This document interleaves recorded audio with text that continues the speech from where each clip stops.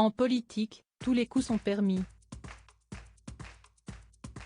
Agnès Pannier-Runacher, ministre de la Transition énergétique depuis mai 2022, le sait mieux que personne. Soupçon de conflit d'intérêts en raison des liens unissant sa famille paternelle à la compagnie de pétrole Perenco et, plus récemment, enquête de Mediapart sur des comportements déplacés qu'aurait eu son conjoint Nicolas Bays envers certains de ses ex-collaborateurs de l'Assemblée.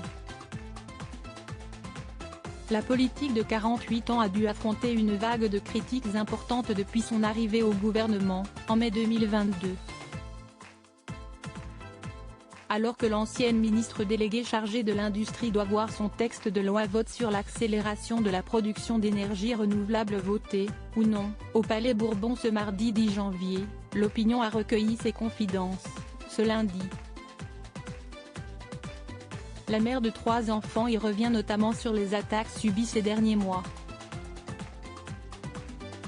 Il n'y a pas le quart du dixième du millième d'action juridique contre moi, a-t-elle d'abord assuré, avant d'évoquer les accusations contre Nicolas Bays. Si est fait de manière très violente, on a voulu m'atteindre par mon compagnon, on a jeté en pâture la réputation de ma famille, cesse-t-elle insurger les larmes aux yeux, comme le raconte le quotidien.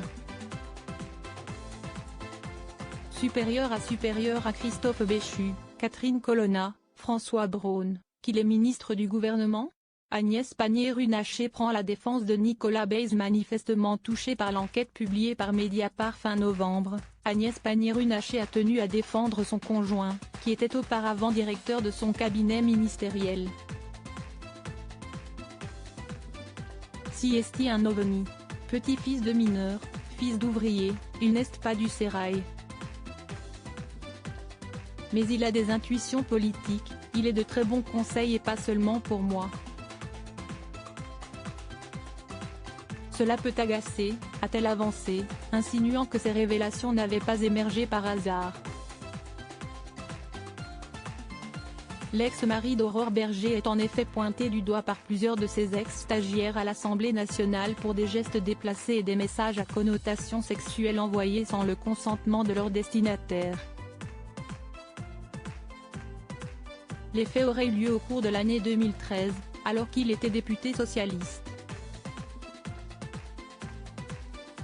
Ce n'est pas tout, le site d'investigation révèle également que le conseiller de Patricia Miralles, secrétaire d'État auprès du ministre des Armées chargé des anciens combattants et de la mémoire, ferait pression sur les collaborateurs de sa conjointe et interviendrait dans de nombreuses affaires de son ministère.